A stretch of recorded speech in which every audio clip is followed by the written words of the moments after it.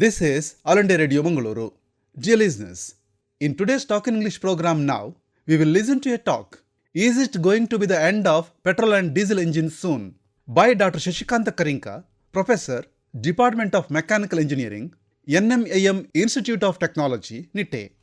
The general public perception is that electric vehicles are going to come in a big way very soon, and the petrol and diesel engines are going to have a natural death with the impact of the game-changing electrical technology. The death knell for petrol and diesel engines come not from existential crisis of the petroleum fuel and not even from emission of harmful pollutants, but mainly due to emission of global warming gas carbon dioxide causing climate change, as any hydrocarbon fuel when fully burnt produces carbon dioxide and water.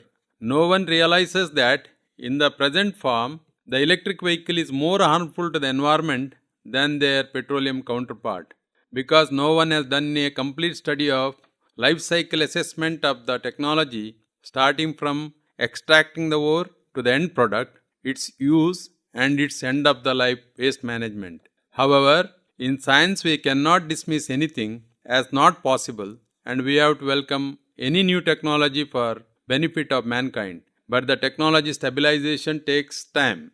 The evolution of the present internal combustion engines and the vehicular technology took more than a century from the state of concept development in 1780s to get its first time use by the people in 1880s.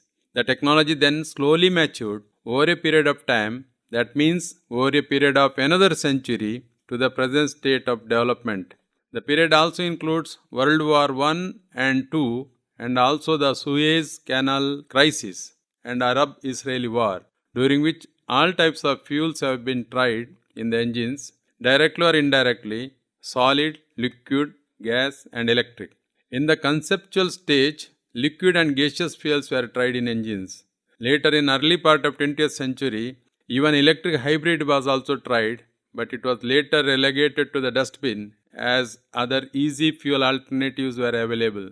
However, the most interesting part is during the time of World War II, when the petroleum fuel availability diminished due to the war. As the saying goes, necessity is the mother of invention. One may be surprised to know that a variety of military planes, a variety of ammunition, firearm devices, the nuclear bomb, the biomass and coal-based vehicles all were invented in a short period of time during the war. During World War II, several lakhs of biomass and coal-based vehicles were used mainly in Europe, some in USA and even in Mumbai, India. However, once World War II ended, with the easy availability of liquid petroleum fuels, for which the mechanical technology of engines and maintenance infrastructure was well established all over the globe, every businessman found it comfortable to go ahead with the known competition without exploring the unknown new technology. Even governments worked on alternative technology only when there was a national threat for energy in the context of global crisis like Suez Canal crisis of 1956 or the oil crisis of 1973 due to Arab-Israeli war. Also, powerful countries, instead of working on sustainable alternative fuels, believed in invading others for the carbon-rich petroleum fuels and saved their shale petroleum in their backyard for future business, never realizing that there will be restrictions for its future use. Although isolated pockets of academics and industries worked on alternative fuels, they never got full support from government or industries, as there was an oil lobby. In the journey of engine and vehicle technology development, the addition of the latest branches of engineering, that is electronics and computer science, helped in a big way for massive change in technology of the present day engines and vehicles. The sea change is that the earlier machines were priced fully for the cost of mechanical components with a very marginal cost of 2% for electrical in it, and the present day engine or vehicle has nearly 40% of cost for the electronics and computer coding. In the 136 years of existence of the practical engines, for nearly 110 years, the engines were bulky, less efficient, less powerful for their size, more polluting, and so on. In 1952, United Nations established the Working Party number 29 and the year 2000 it became World Forum for Harmonization of Vehicle Regulations. Hence, in the last 25 years, with the staged emissions regulations, using the electronics, coding and engineering software helped in making the present day engine very compact, high fuel efficient, less polluting and very powerful for their size and much less time from design to manufacturing as compared to their older counterparts. Despite all these extraordinary technological changes in engines, the global warming issues with the petroleum fuels are compelling humankind to search for the sustainable fuels. Why sustainability and what timeline required? There is a substantial difference when someone refers to alternative or renewable or sustainable fuels.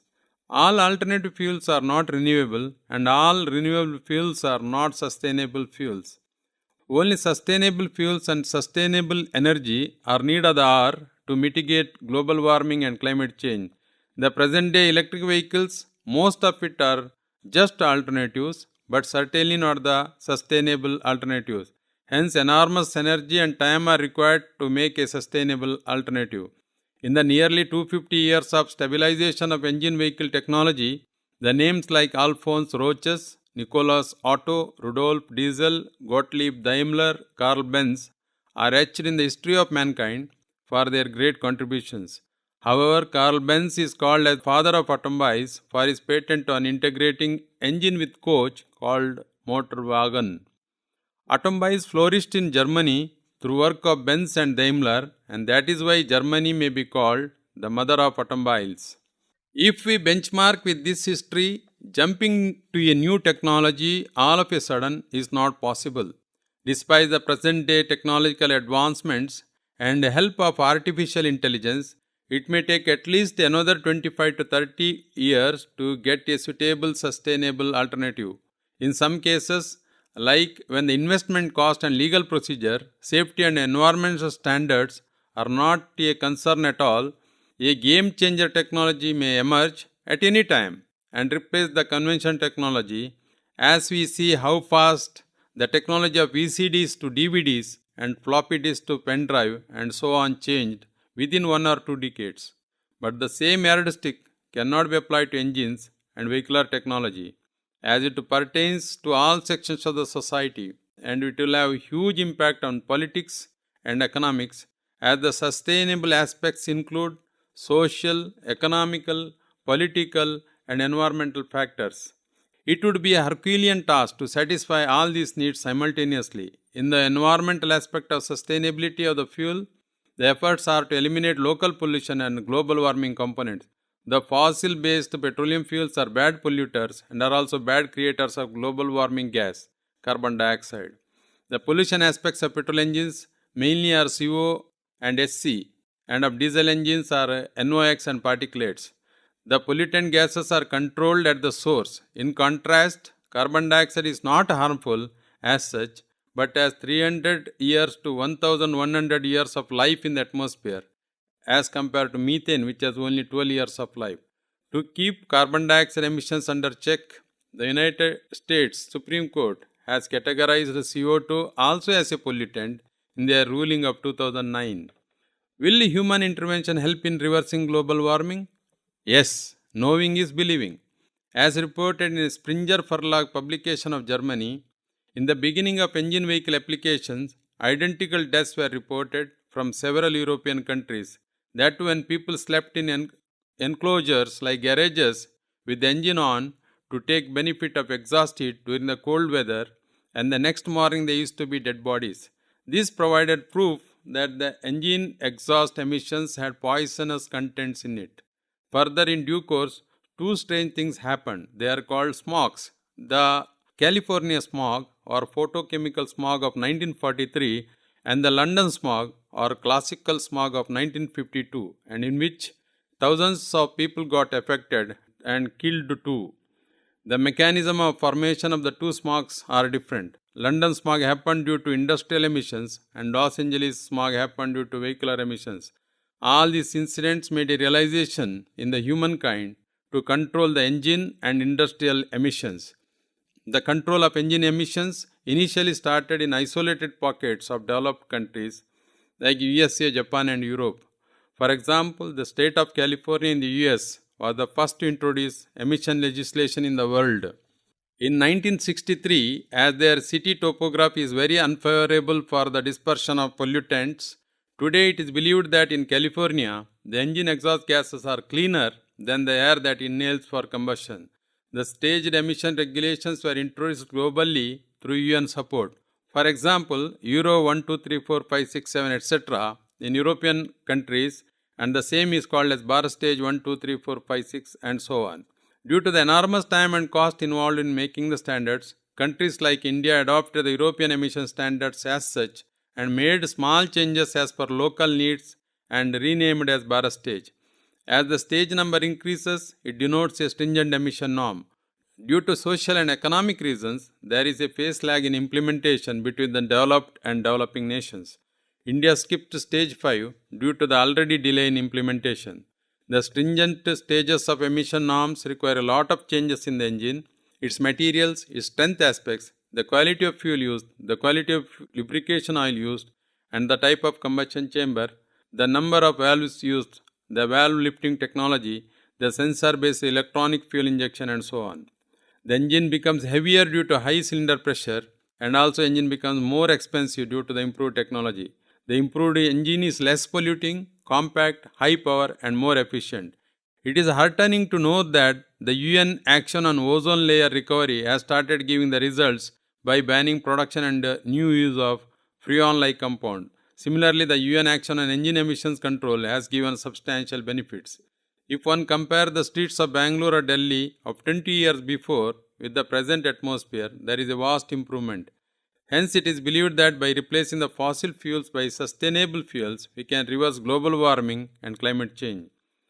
But is the sustainable alternative ready, and what are the technical issues? The answer is not yet ready. Even if we switch over to 100% all electric now, it will bring down only 10% reduction in carbon dioxide emissions, whereas the all electric will produce more carbon dioxide through conventional power generation, more carbon dioxide generated due to battery manufacturing, and increased power demand due to all electric, and also to meet increased energy demand of expected increase in population in the first half of 21st century. A Chinese study of 2017 has reported more CO2 generation in heavy electric vehicles. Also, heavier battery is expected to increase tire wear, causing a new type of pollution. Hence, it is believed that the present-day lithium battery technology is not a game changer, as it is heavy, expensive, and has less range for each charging. Although there is a drastic 85% reduction in the price of lithium battery over the last 10 years, still it is not competitive with the petroleum fuels. Only a drastic chemistry change in battery can make dramatic change in life and energy of batteries. The difficulty with the alternative petroleum is that they do not have both energy density and power density together. Ragone plot for power versus energy densities clearly proves that petroleum fuels are the king. Hence, the engines with petroleum fuels will stay for at least up to year 2035, with 80% of them in passenger vehicles, and even beyond up to 2050 in the medium and heavy vehicle sector. The plug-in electric vehicles will be roughly 40% of total in 2035, and it will be 50 to 60% in 2050. According to Professor John B. Haywood of MIT USA, only 10 to 25% of electric vehicles may replace IC engines in the US by 2030, and replacement for large transport fleets, trucks and ships are not known. Hence, the best option is to improve the engine efficiency substantially. In a vehicle, the engine is the dominant source of energy loss of up to 60%. At present, the engine has substantial scope for energy improvements in the areas such as combustion system, gas exchange process, electrification through hybrid, lubrication oil, thermal and energy management, and so on. Some stable, sustainable technology is expected to flourish in the second part of the 21st century, and also during which the population is expected to decrease. In the Indian context, the biofuels are making a big lead with the 10% ethanol in petrol now, which is compulsory for 20% use by 2025. And in due course, there are hopes of 100% substitution. If that happens, there is ample scope for survival of the internal combustion engines.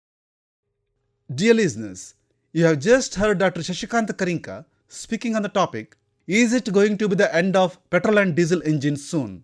That broadcast came to you from the studios of All India Radio Mangaluru.